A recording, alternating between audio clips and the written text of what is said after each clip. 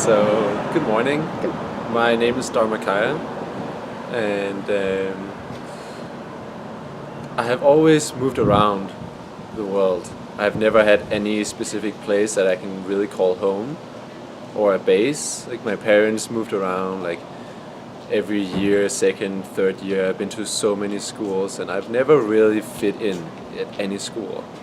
I've had multiple teachers and students in the classes have hour-long discussions about me being a social chameleon, about me not having a center in me, like being all over the place, being different according to who I was with,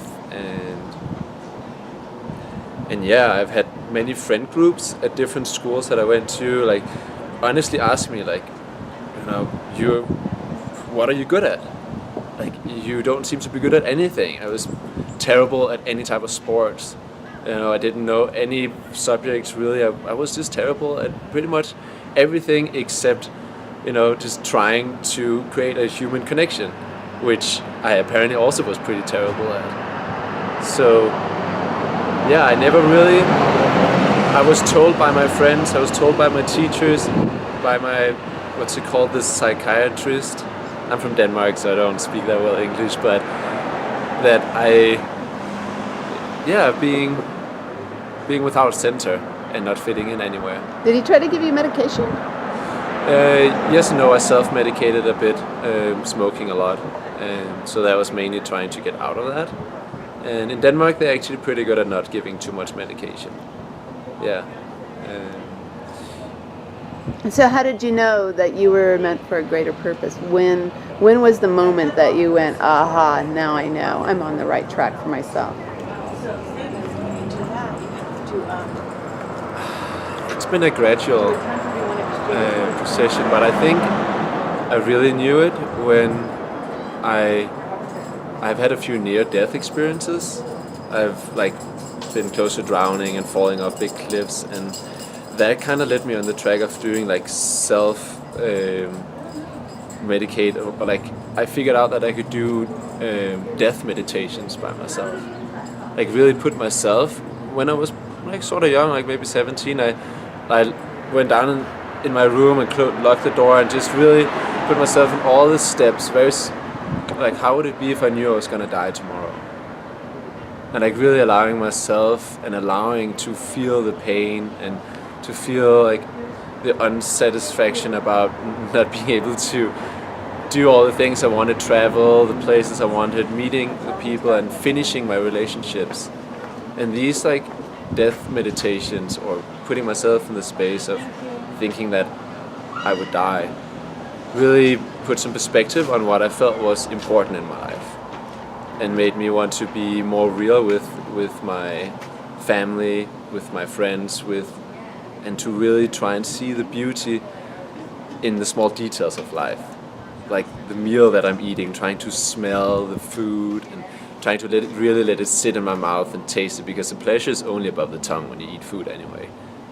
And yeah. So the pleasure in life is possibly being in the moment for you, is tasting life. It's really tasting life, it's experiencing life, and just, it's different for everyone, but for me it's breathing, taking a step back and just sometimes closing my eyes and just feeling the different sensations. Is it bad, unpleasant sensations, or is it really delicious sensations that goes through my body? It's okay, and then to really just seeing the small details and appreciate the small things in life. So how do you feel about yourself now? Now I feel, sometimes I feel like I can do anything in my life. And other times I'm it's really hard. A lot of pain. The more sensitive I get, the more pain I also feel. Yeah. But at the same time, the more beauty I feel. It's the one as above, so below, and it's just expanding the ways of feeling, and it just makes life more and more simple and more complex at the same time. Awesome. But I really get to do and have focus on to do what I really feel called to. I really touch in and ask myself, like, do I actually really want to do this? You know, do I really want to hang out with these people, or do I really want to eat this food? Do I really want to go there? And so I really get to do what I want to do, and I'm not so scared to hurt other people by saying I'm gonna go this way. I need to go. Just speaking your truth. Yeah. And then you find out when you get there? Yeah. I mean, sometimes I go, end up some really weird, bad place, and I'm like, how did I end up here, man?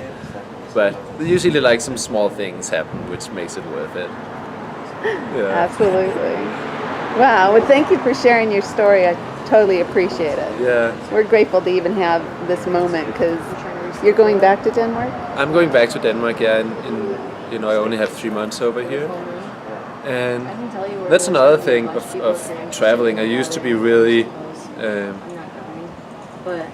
depressed on like, for the sake of humanity, because I started to learn about how poisonous our water, how poisonous our food were, the corporate colonialism. Like, I was really depressed on this world, and I didn't want to live a year past like 30 and try to smoke as much as I possibly could and drink as much as I could. And Wow. yeah, like, I'm just gonna kill myself. I don't care. I really tried to, like, many times in that way. And then you said? I think I just, it's like, I felt like the small things were even worth it. Small things for my life, and I let other people have their problems and their cares, because I see that, like, some people just need to be fucked up. Some people need to, like, go into their own destruction and chaos, and I can't do anything about it.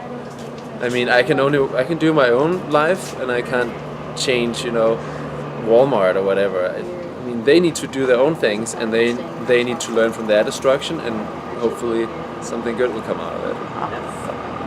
That's beautifully said. Thank you. Peace out. Peace out.